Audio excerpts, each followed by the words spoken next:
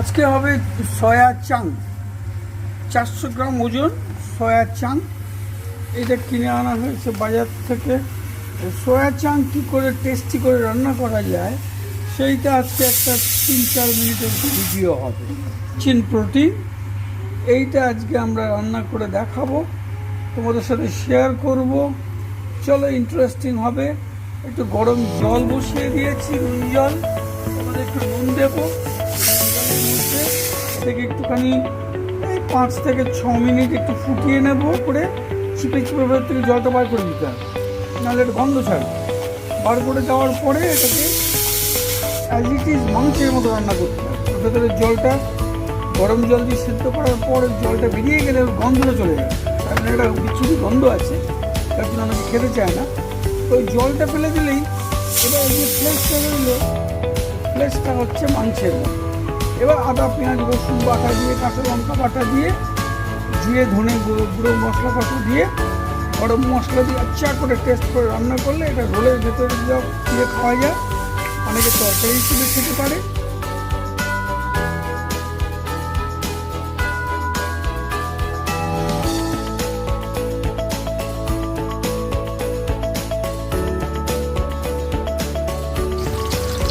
আর কি দেবেন? শুকনো লঙ্কা, তাও না বন্ধ ছিল তো দিয়েছিলাম, একটা মাইনাস হয়ে যাবে। পেঁয়াজ কতটা দিয়েছ? পেঁয়াজ একটা বড় পেঁয়াজের হাফ দিয়েছে। গোটা জিরে 1 চামচ দেওয়া হলো। পেস্টে দেওয়া হয়েছে হাফ টমেটো, একটা কাঁচা লঙ্কা, 1 ইঞ্চি আদা আর 3 কোয়া রসুন পেস্ট করে দেওয়া হয়েছে। এতে দেওয়া হয়েছে 1 চামচ নুন, 1 চামচ কর্নফ্লাওয়ার, হাফ চামচ শুকনো লঙ্কার গুঁড়ো। মশলাগুলো একটু মিক্স করে দেওয়া হয়েছে। এবার জিরে গুঁড়ো যাচ্ছে হাফ চামচ। এবার যাচ্ছে একটু শুকনো লঙ্কা, ওখানে একটু দেওয়া আছে, একটু কম দেওয়া হলো। ওখানে হাফ চামচ, এখানে হাফ চামচ, 1 চামচ শুকনো লঙ্কা দেওয়া। এবার যাবে কাশ্মীরি লঙ্কার গুঁড়ো 1 চামচ, আর যাবে একটু চিনি আর একটু নুন। মশলাটাকে ভালো করে কষতে হবে, রসুনের গন্ধটা যাতে বেরিয়ে যায়, আবার যাতে জ্বলে না যায়। হালকা জল দিতে হবে যাতে জ্বলে না যায়। 1 চামচ চিনি গেল।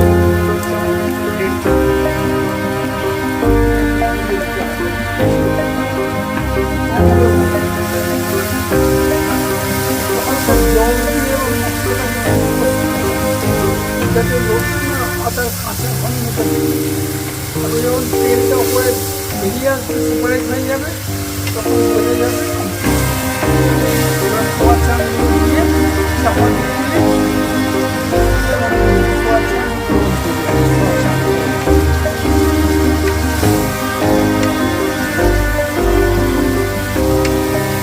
গরম মশলার গুঁড়ো দেবে না। এটাকে প্রায় 7 থেকে 8 মিনিট ভালো করে কষতে হবে। তারপরে অল্প একটু জল দিয়ে দিয়ে এটাকে কষিয়ে নিতে হবে। যত ভালো করে কষানো হবে তত টেস্ট বেড়ে যাবে।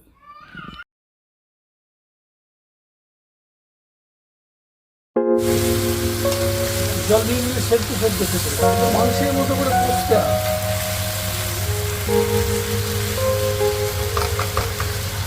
এটা হচ্ছে ওই সেদ্ধ করা জল, সবজি সেদ্ধের জল আছে, বিট গাজর বিনস, তাই জন্য জলটা লালচে কালার।